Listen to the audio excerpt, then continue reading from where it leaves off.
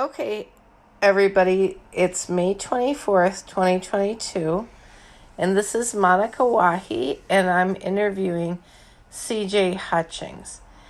Today, we're going to talk about his first novel, well, his only novel so far. He'll probably write a lot more in his life, and it is titled 30 Some Odd Years and a Ton of Rage. And actually, before I started the recording, we were preparing for this interview, and CJ had talked about when he completed the book. So remind us, when did you complete writing the book? 2015. And you wanted to publish it, but you didn't have an opportunity until 2017, right? Is that what you said? Correct. What happened? How did it get published? Well, as I was performing one of my shows, someone approached me wanting guitar lessons.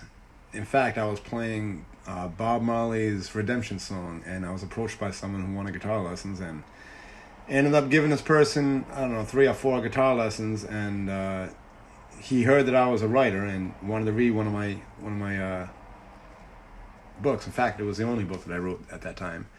So I let him read it, and he taught me how to publish it on Amazon. He must have really liked the book. Yeah, he was amazed by it.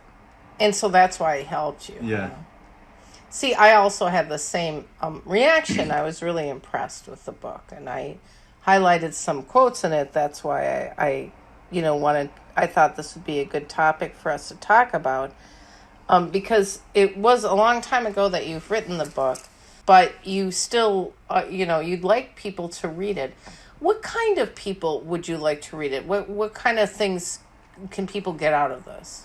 Well, seeing as it's meant to be a self-help book, I would want people with head traumas accompanied with drug and alcohol and family dysfunction to look at reading this book and to try to get help out of the self-helping factors that I've mentioned in the book. One being yoga, my yoga practice. 2 being meetings and sobriety and learning to hone your craft and learning a trade, primarily art, music, and writing in my case.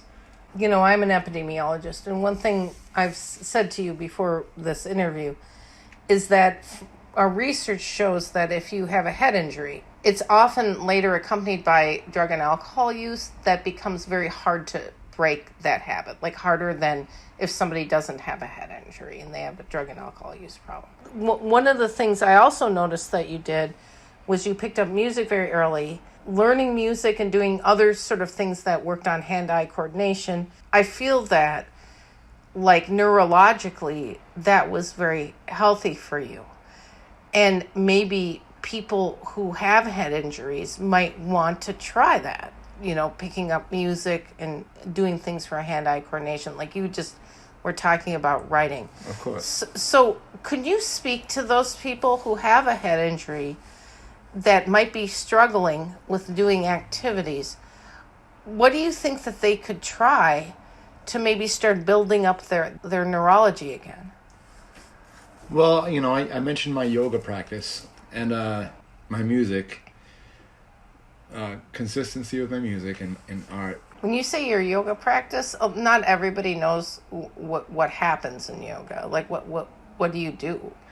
Well, I keep it simple. My first sponsor was a yoga teacher, still is a yoga teacher, and I just get in the yoga, the lotus pose. Lotus pose, and practice breathing in positivity, exhaling negativity, and So you mean you're sitting on the floor, yes, like cross-legged? That's yes, what the lotus pose. And then you breathe in slowly and breathe out. Yeah, concentrate on your breaths and just let your mind empty, so to speak. What is the benefit of doing that sort of a breathing exercise every day? Well, my yoga practice is followed by exercise. I lift weights after my yoga practice. So the whole my routine empowers me for the day. It empowers me to go make money with my music, my paintings, my books, and So it like clears your head, literally. it does. It kind of reteaches me life, and gets me out of the poor me brain injury state. See, when you're doing things, you don't have time to think about your loss. You bring up an interesting point that people who have brain injuries and who are struggling with addiction often also struggle with sort of like self-pity and not getting up. And you also mentioned something very important, which is that exercise is so good for mental health in general for everybody. I think one thing you mentioned, which you said earlier, and I just want to highlight it, is the word consistency. Every day you do this practice, a practice of yoga and exercise, but also production of music and art. Can you talk about establishing a practice like that? How did that happen? Well, even one of my songs is called Consistency. It's funny, but recovery taught me that, and it embedded my routine, and it does it to a lot of people in recovery. Consistency becomes a part of life, and you find out how healthy writing is, whether it be short stories, novels, complaining about your personal problems in life, whatever you're writing journaling. about. People should journal. Journaling is very important to everyone, not only to someone who's selling their books. Call it what you will, journaling, diary, a number of names. But the importance of it is to unleash the anxiety in your soul, I think. For me, anyway. It unleashes a lot of the things that I can't harness. So it's like you create these outlets for those things. Yeah, it lets my soul breathe along with my music and art.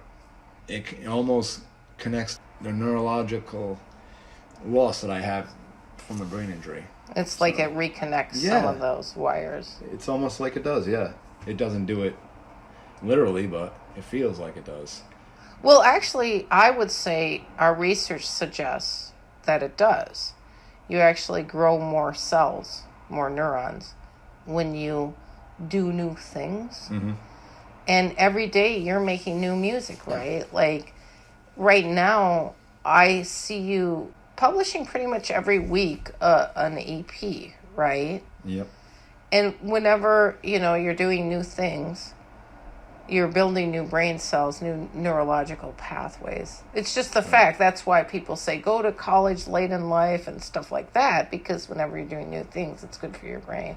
And the long and short of that is, the more that you write, it's almost as if the more I write, the more I do with my music and art, the more I'm able to help other people in my life, in my immediate life. And I'm paying it back.